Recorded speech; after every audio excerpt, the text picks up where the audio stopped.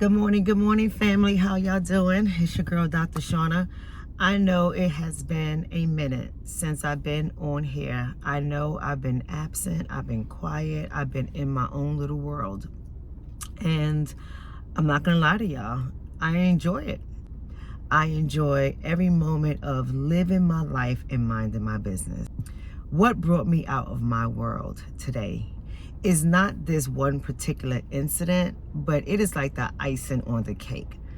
I woke up today to news articles and people posting on Facebook about a young lady named Rama Meeks, I think that's her name, out of Chicago, 31 years old, was on her way to her son's school and dropped him off when she was encountered by her son's father and his new girlfriend.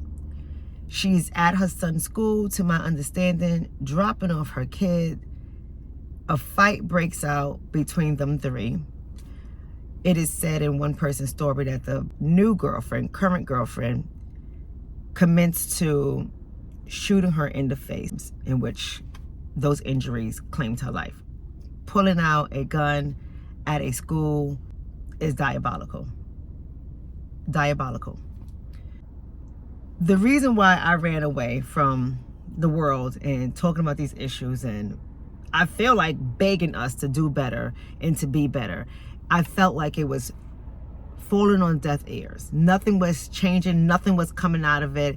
And I'm just waking up to these stories every day. And I'm looking at the comments to see how people are processing the information.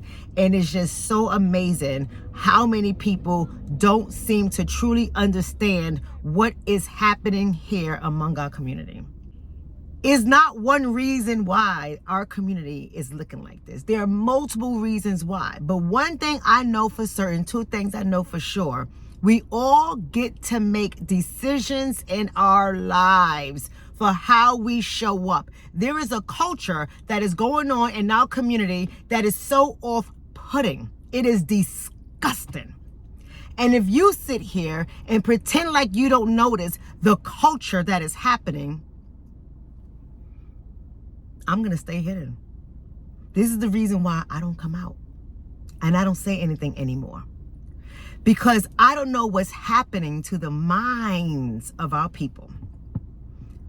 I know some of us are nostalgic. We like to go back to when we did care about who we are as a community. When we had self-love. Not only black love, but when we had self-love. When we had community values. When we had family values, when we had marital values, when we had religious values. We had a lot of foundation in our community.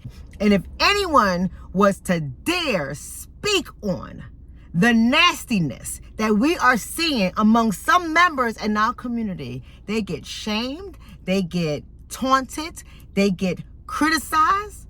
When will we become accountable for our actions and our behaviors? When will we throw away this I don't give a F culture mindset that we have going on? When will we stop twerking in public, in the middle of cars, on tables, at restaurants? When will we stop showing up at court with bonnets on and spaghetti strap dresses? When will we stop cussing our kids out on social media and thinking it's funny? When will we stop being immoral in all of our ways? When will we stop doing that? When will we raise our children to be better and to do better and to know better? When will we hold people accountable for how they are showing up and what they are doing? You can't say anything. You can't call out behaviors that are unbecoming. I swear to y'all, I feel like Jonah, who was swimming the other way. When Jonah said, forget it, there's no help for those people in Nineveh. There's no help. I'm not dealing with these people here. Oh, heck no. We cannot save them. Let the Lord destroy them. Let the Lord eat them up. I do not want to be a part of this whatsoever. I feel like Jonah. I want to ignore it. I want to just sleep in peace. And the world is just crumbling around me. it's not going to get better unless we as a community talk out against it. We see the power we have when we talk out against things.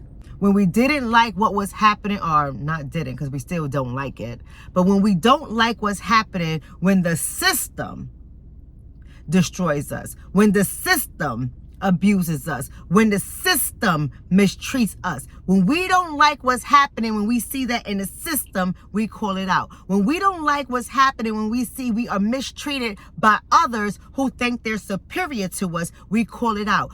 Are we really calling out as loudly as we do for the other things I named and more?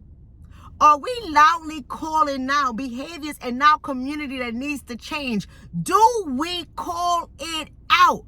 Or do we turn the other cheek? Listen, I gotta go. I gotta go. I know I'm gonna have to come out of the belly of the whale. I'm not gonna be able to stay here anymore. I understand that. I don't like the job. I don't like the job. I don't like the assignment. I don't want it. But if we're going to do this, we have to do this collectively. I think about that young lady, Romeka. Her son does not have a mother to this day. Her son is left with the memory that his father is responsible for the death of his mother because his father didn't protect her. There's something really wrong here. There's something really wrong here. We have a motherless son and now a fatherless son, because, you know, what child's going to want to be in his presence knowing you are responsible for the death of his mother? And we hear these stories all too often. It's not just Romeka's story. Romeka's story is the same story of a bunch of other women and men in this same predicament. Once upon a time, our voices were loud about the school to prison pipeline. Where are our voices now? Once upon a time, our voice was loud about the prison system incarcerating our men, who are ripping them out of the homes where they're not growing up with their children, leaving children fatherless. Where are our voices now? Can we still only blame that situation, or do we also have to take accountability for the men who have never been in prison but are still not present for their children? Something has got to give.